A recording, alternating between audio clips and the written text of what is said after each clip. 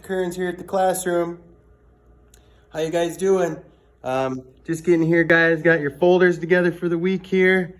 Everyone's got new stuff. There's a letter going home. Instead of making a video with an agenda on it, the agenda for this week is right on the letter home, guys.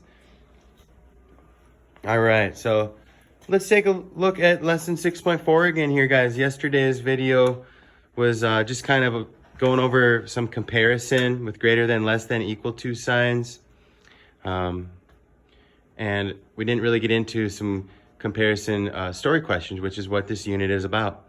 Here are the last two questions from lesson 6.4. A lot of you, I'm seeing some of the work got back today. Very exciting. Some of you are quite a bit farther than lesson 6.4. So slow it down a little bit. If you're behind a little bit, that's okay. Take your time, guys. Let's take a look at one of the tougher ones from lesson 6.4, number 26 here. Whenever we're doing math, guys, we're always looking for the type of math question. In the orange, it tells us exactly what type of math question it is. Unknown smaller amount. So there's a smaller amount that is unknown. So they're probably going to give us the bigger amount then, maybe? Let's see. Grace has 19 fewer stuffed animals than Sophia. Sophia has 31 stuffed animals. How many stuffed animals does Grace have? Well, they tell us how many fewer than Sophia there are. So if Sophia has 31 and Grace has 19 fewer than that, I think that's probably a subtraction question or comparison question. I think for this unit, guys, drawing comparison bars can really help us with these, but I think a third grader can probably use a different strategy. Like for the comparison bar for this one might look like you got 31 here, and that was for Sophia. Just put an S there. And then you've got 19 fewer. So we know that the space here is 19. 19 less than that is the amount that Grace has. So that would be like a comparison bar showing it. Let's maybe try and use a number line to show this one. I'm gonna go to my notebook. The equation here would be what? 31 minus 19. If it was a missing add-in question, you would say, okay, 19 plus something, we would say G for Grace is 31. So that's kind of like the fact family using addition and subtraction. Let's go ahead and use the subtraction equation. 31 minus 19. What are some strategies you guys have for that? Yeah, a lot of us guys, we want to write 31 minus 19 and borrow. That's totally fine.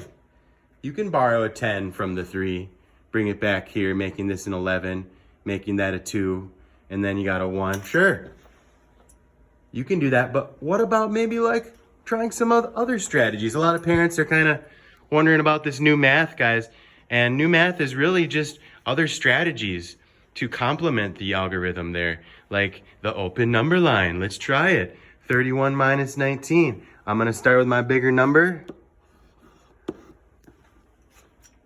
That's really bad, but I'm trying to write and record here. Minus 19. Let's go back 19. How do I want to go back 19? I could jump back 20 and put 1 back on. That's a strategy called compensation. I could jump back a 10 and then 9. Let's do it that way. So I'm going to minus 10 here. I'm going to make a big jump. Minus 10. Remember, it's an open number line. It's a free number line. I do it however I want. Minus 10. So I take 1 10 away from this 3. That becomes a 2. Taking away 10s and 1s. Now let's take away that 9. Strategies for taking away 9, guys. We can pretend it's a 10 and put 1 back on. Or we could take away 5 and 4. We could jump back all 9, if you know that too. However you want to do it. Sometimes 9s confuse me a little bit. I'm going to go back one at a time. A lot of us feel comfortable jumping back one at a time. So I'm going to jump back 9. I'm going to show my 9 jumps. 1, 2, 3, 4, 5, 6, 7, 8, 9. And now I'm just going to count back from 21. 21, 20, 19, 18, 17, 16, 15, 14, 13, 12. So I get 12. Should we double check that algorithm, parents? Let's do it. So I can't take away 9 from 1, so I'm going to borrow a 10. Becomes a 2. Bring that 10 back, making this an 11. Now I can do 11 minus 9. The difference is 2. And 2 minus 1 is 1. As we like to say, guys, booyah! We got the same answer with both strategies. Good job, guys. So I want to show you all, again, another one here. That's 2 strategies for that one. Let's go ahead and plug in our answer here. We had 12. 12 what? We could go above and beyond and write a whole sentence and say Grace had 12 fewer stuffed animals. But we can just say stuffed animals.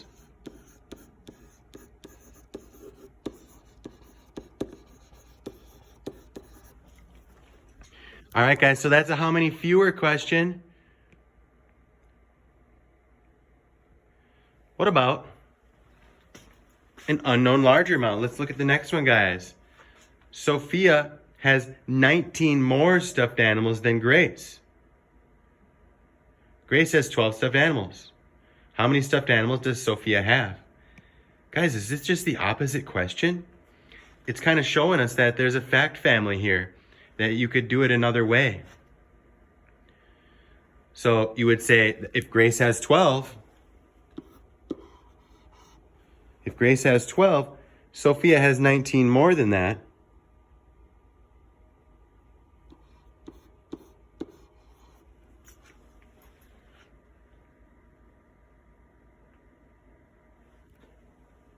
Then we can say, how many stuffed animals does Sophia have? Well, we just gotta put them together here.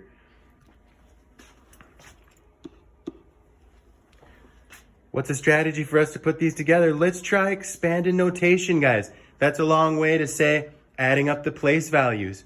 12 plus 19. And a lot of you guys can do this in your head because you've done expanded notation so many times. Let's look at 12 plus 19. We're trying to figure out how many stuffed animals Sophia has. All right, 12 plus 19. Let's add the tens first, guys. Expanded notation is always adding by place value. So a lot of times we like to expand the number first. So the number 12 would be a 10 plus a 2. This is the new math everyone's talking about. It's really not that scary, guys. We're just adding place values. Then the 19 is a 10 and a 9.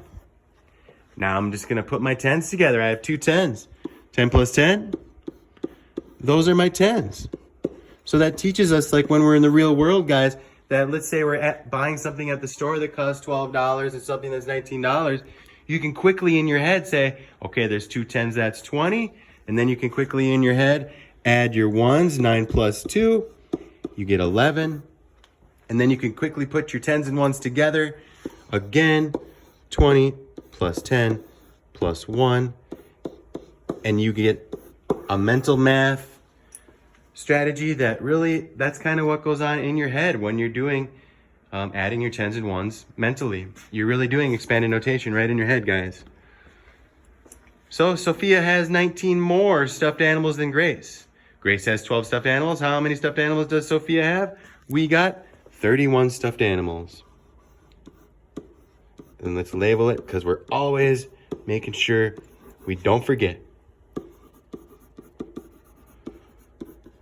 All right, guys, I'm going to stop there for lesson 6.4. We're going to add a video for lesson 6.5 now. And I hope it's going good, guys.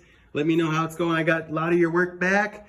I want more work back, guys. I only got 6 folders returned. I made 8 new ones, hoping that we can send back the other one next week, guys. I get the folders back on Tuesdays.